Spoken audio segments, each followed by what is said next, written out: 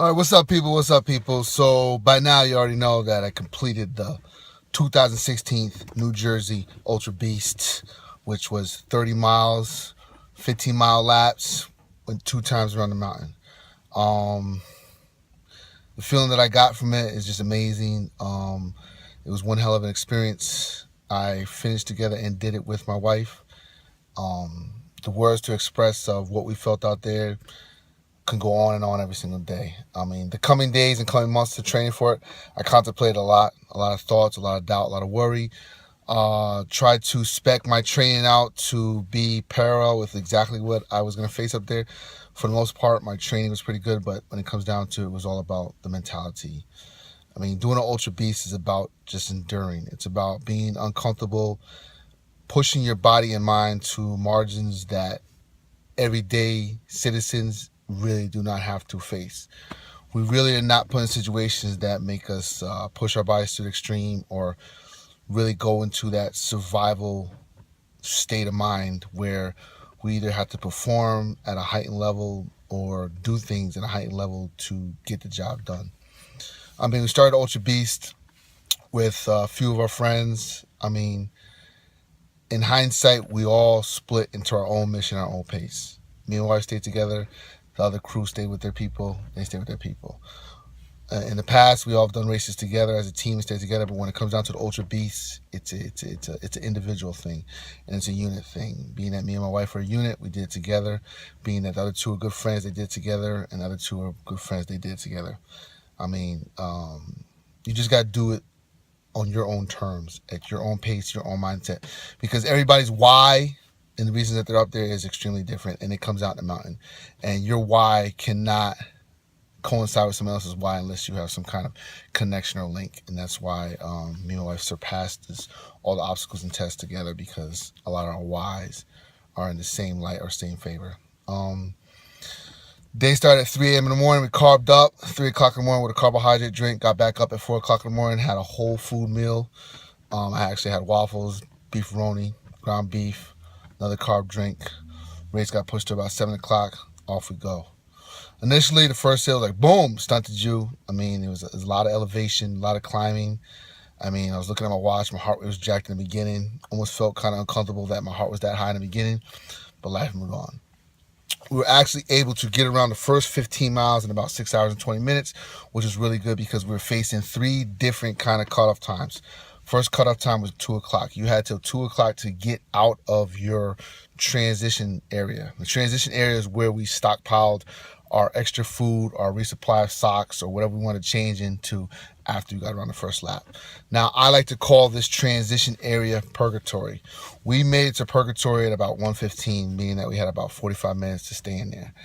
While in purgatory, I had a strong feeling that the body and the mind started to rapidly depress into a state of mind of quit. I don't want to do it. I can't do it. And the motivation is almost getting sucked out of you like a vacuum the longer you stayed in that area of transition. I was in such a confused day state that the plan that I had of all the stuff that I wanted to drink, eat inside my bin, that went to crap. The only thing I did was stack more carbohydrate complex powder in my protein shake with a full bottle of Pedialyte, drank that, put more protein bars, actually some Snicker bars, read up my goo back in the kennel pack. I told Trey, we got to get going.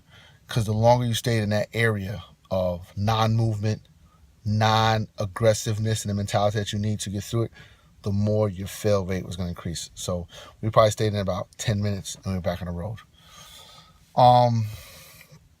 As far as the time cutoffs, we seem to be pressed. In the beginning, it felt like we had a lot of time to get to where I got going to.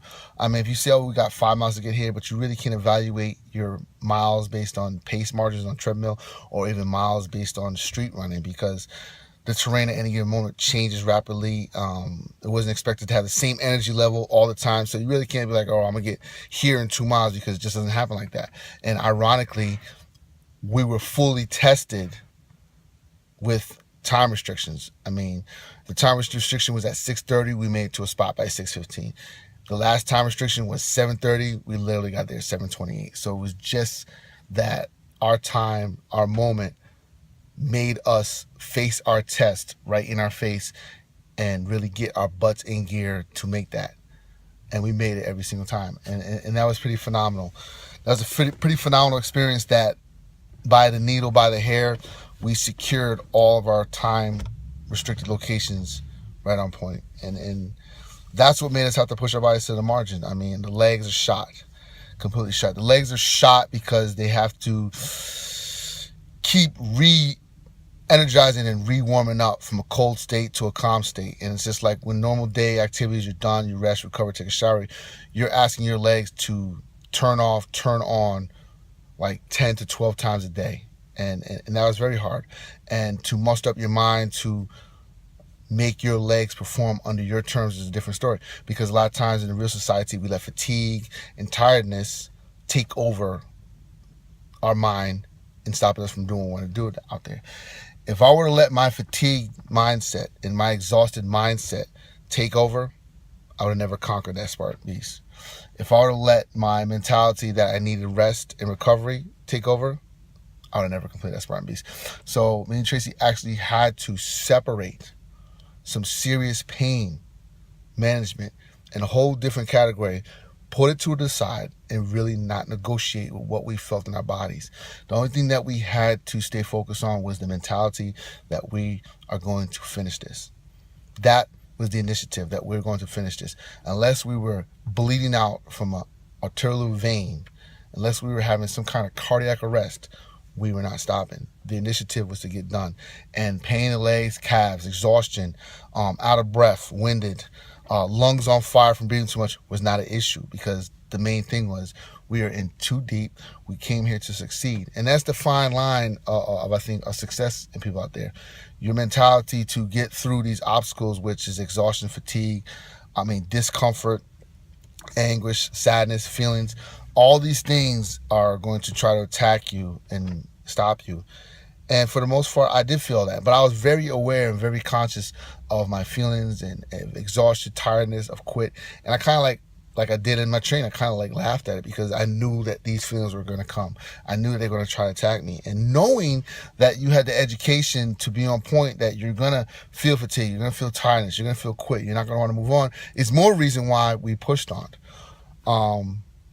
The last 2 hours in the pitch black darkness were just a headlamp. And you're talking about going through trails that were terrainally hard, gritty hard, obstacle hard, in the dark, just a headlamp. And that was pretty amazing to me, because to me, we felt the full effects of a Spartan beast by doing these obstacles and trails in the dark. And I mean the dark. You're in the mountain woods, nothing to be seen but a couple headlights and glow sticks. You're watching your footing, you're trying to navigate through there. So my mindset was like, we got to get home. We need to get out these woods. This is not a joke. This is not a game. So if I didn't put some kind of survival mindset behind our feet and our movement, you ain't gonna make it out, because they ain't coming to get you. You know what I'm saying? They ain't coming to get you unless they do a search and rescue, destroy on the field after the course is completely done. But you on your own, and you need to make it out of there. And we're talking about going through knee-high mud. Watching your footing, where when you step, you're bound to drop down 4 feet or 2 feet. It's uneven ground. It's trip lines everywhere. You could break anything, but we navigated. So I looked at that part of the Spartan Beast as we made it through the dark with a bright light. And that's life. If you believe and you have faith, it's that guiding light that's going to take you out of the darkness. And I kind of compare that situation when we was in the pure darkness for 2 hours, navigating through obstacles and trails, trying to make it home, that in life, you could be in a lot of dark places, but God and faith is your guiding light in life. And if you hold tight to that light, because that light is your only passage, and it's your only way that you're going to get out of the situation, because you need the light to see where you're going ahead. And if you keep moving forward and using your light to guide you out, you will come out. So I compared that situation of those last 2 hours that me and Tracy felt in the dark, as we had the guiding light to get out of there together, and we made it out. And that was pretty iconic. That was pretty epic. That's pretty serious to me, because at that point, it didn't even feel like an event. It didn't feel like something you just, it felt like life. And we made it out. And it was pretty serious. And there's something that touches deep on the inside when you conquer that feeling of making it. like we made it. It's one thing to do 10 miles, 8 miles, but when you 30 miles in and obstacle after obstacle and your body's beating and you're hurt and you feel like you can't give it no more, and then you complete something like that, it's something you're going to think about for a long time. And it's something that you want to write down. It's emotions that you want to continue to express and think about, because I got everything I needed at that Ultra Beast. It's everything that I expected. It gave me more substance and purpose into what I want to do with life and how I want to express and let people feel my motivation, and how the same motivation I have is what they have on the inside. And you can apply this to any aspect of changing your own life. You don't have to do an Ultra Beast to know that you have the power to be better. You don't have to do 30 miles. You don't have to think on that extreme level to accomplish the goals that we have in our face every single day. It's about don't letting your comfort margins hold you back so much that you're in fear to take higher steps, to do more bold things like change a job or move to search for a happy place in your life. You got to do it. So by doing the Ultra Beast, I put myself out the comfort zone. I had Tracy with me. She trained hard. She worked her butt off. She broke barriers. She broke margins. She went to a place that she probably never been in her own life. And it was an extreme place that had nothing to do with being physically fit. It had to do with being in tune with how strong you are as an individual, because you had to own your own. And the energy that other people can influence us with and motivate us with is only helping us pull the energy that's deep inside us to conquer these things. And I witnessed a lot of strength that day, and it empowered me. And knowing the people that believed in my strength and believed in my motivation empowered me even more. It made me never even think about quitting. I mean, the emotions came there, but they didn't have a chance to even interact with the powerful mindset that I was driven to use and accomplish this Ultra Beast. And I did it, and I will continue to always think about that experience, and I will continue to move on in life and conquer many things on different levels. Not so extreme, but just conquer many things that we think that we can't conquer. So the Ultra Beast is about, a lot of people think that they can't do a lot of things, but you could do a lot. You just gotta not be so comfortable in your situation. Take that chance, take the opportunity, believe in yourself, believe in the power that people have in supporting you. Take it, swallow it, and you put it to work, and give yourself that experience that you're worthy of having, so your eyes can be open to how beautiful this world is, and how you play a part in this world, and how your energy could be repelled to help you do bigger things in this life.